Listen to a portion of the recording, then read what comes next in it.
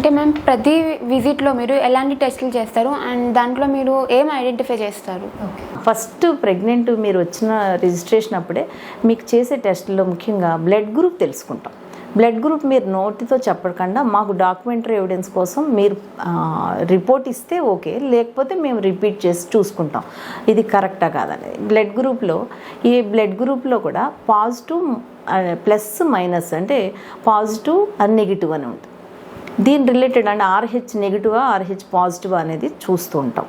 దీని రిలేటెడ్గా బ్లడ్ గ్రూప్స్లో ఈ మైనస్ ప్లస్ అనే దాని గురించి ఇమ్మీడియట్గా హస్బెండ్ బ్లడ్ గ్రూప్ కూడా మేము చూస్తూ ఉంటాం. ఎందుకు అంటే డెలివరీ అయిన తర్వాత RH ఇన్కంపాటబిలిటీ రిలేటెడ్ ప్రాబ్లమ్స్ ఏమన్నా ఉన్నాయా, ఇన్నేస్ మైనస్ గ్రూప్ బ్లడ్ మదర్ కనుక మైనస్ ఉంటే హస్బెండ్ పాజిటివ్ ఉంటే వీళ్ళకి యాంటీబాడీస్ డెవలప్ అయ్యి శిశువుకి హార్మ్ జరిగే అవకాశాలు ఉంటాయి. దానికి రిలేటెడ్గా ఇండైరెక్ట్ కూమ్స్ టెస్ట్ అనేవన్నీ చేసుకుంటూ వెళ్తాం. అదర్వైజ్ పాజిటివ్ బ్లడ్ గ్రూప్స్ అయితే హస్బెండ్ బ్లడ్ గ్రూప్ తెలుసుకుని వదిలేస్తాం. ఇది బ్లడ్ గ్రూప్ అయిన తర్వాత కంప్లీట్ బ్లడ్ పిక్చర్ చూస్తాం. ఇక్కడ కంప్లీట్ బ్లడ్ పిక్చర్లో హీమోగ్లోబిన్ బట్టి ఆమె న్యూట్రిషనల్ స్టేటస్ ఏంటనేది మనకి తెలిసిపోతుంది. అలాగే ప్లేట్లెట్స్ ఎలా ఉన్నాయి, తర్వాత ఇక్కడ ఈ హీమోగ్లోబిన్ ప్యాటర్న్స్ కూడా ఇప్పుడు థలసేమియాస్ అనే మీరు వినే ఉంటారు. ఆ థలసేమియాస్ను కూడా ఇవి ఏమవుతుందంటే హీమోగ్లోబిన్ ప్యాటర్న్లో థలసేమియా మేజర్ మైనర్ అని 2 రకాలు ఉంటాయి. వీటి మూలన రిపీటెడ్గా బ్లడ్ ట్రాన్స్ఫ్యూషన్స్ ఇవ్వటం, క్రానిక్ ఎనీమియాలో పేషెంట్స్ సఫర్ అవ్వటం చాలా ప్యాథటిక్గా ఉంటుంది. సో అది థలసేమియా అంటే అడల్ట్ హీమోగ్లోబిన్ 2 అనేది కూడా మేము లేటెస్ట్గా చూడటం మొదలుపెట్టాం. అదైన తర్వాత బ్లడ్ గ్రూప్తో పాటు వైట్ సెల్స్ ఎలా ఉన్నాయి ఇవన్నీ చూసుకుంటాం బేస్ లైన్లో.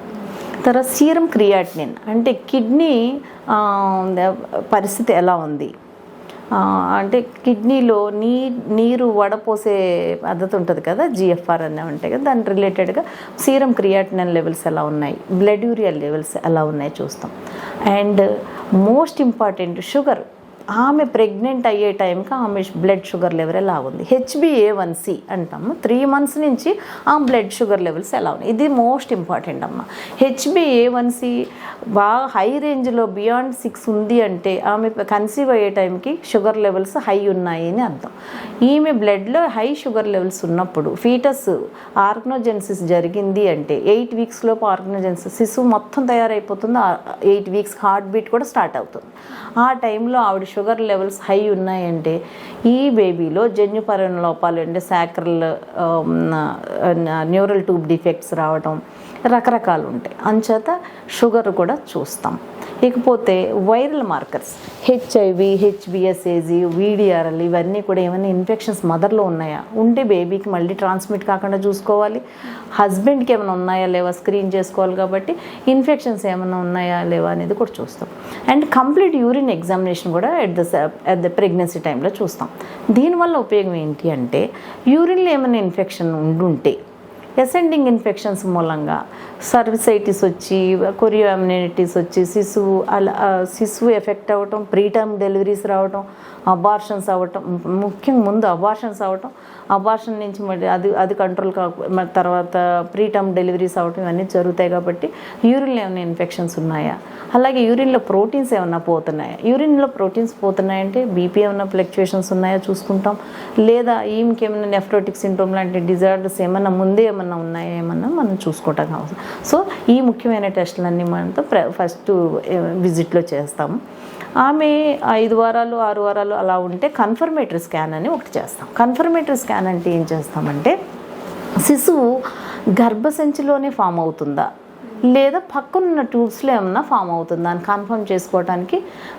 అండ్ 1, 2 శిశువు ఆరోగ్యంగా జెస్టేషన్ శాక్ రౌండ్గా చక్కగా ఉంది అనుకోండి, హెల్దీ జెస్టేషనల్ శాక్ ఉంది, హెల్దీ ప్రెగ్నెన్సీ అని మనం even fetal node, fetal pole, cardiac pulsation start అవ్వకముందే మనకు తెలిసిపోతుంటుంది.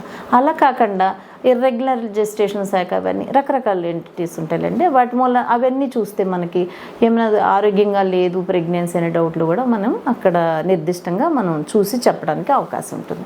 అలా కాకుండా ట్యూబ్స్లోను కానీ లేదా ఓవరీస్ దగ్గరలో కానీ ప్రెగ్నెన్సీ వచ్చే అవకాశాలు కూడా వెరీ రేర్. అయినా కూడా ఈ కన్ఫర్మేటరీ స్కాన్ అనేది యాజ్ ఎర్లీ యాజ్ పాసిబుల్ చేసుకోవడానికి ఇది ఒక ఉపయోగం. అలానే ఇంకోటి ఏంటంటే మనం ఎక్స్పెక్టెడ్ డేట్ ఆఫ్ డెలివరీ మీకు ఆల్రెడీ చెప్పాను కదా కళ్యాణి, డెలివరీ డేట్ ఎలా ఆ డెలివరీ డేట్కి దీనికి కోఆర్డినేట్ చేసుకుంటాను కూడా ఎర్లీ స్కాన్ ఉండటం అనేది ఎంతైనా ఫస్ట్ విజిట్లో కానీ సెకండ్ విజిట్లో కానీ చేసి తీరాల్సి వస్తుంది అన్నమాట.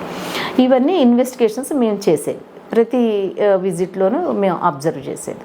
అలాగే బ్లడ్ ప్రెషర్ అవన్నీ ఎలాగో every month, weight, blood pressure, pulse and ఈ ఇన్వెస్టిగేషన్స్ మేము అబ్జర్వ్ చేస్తూ ఉంటాం అన్నమాట.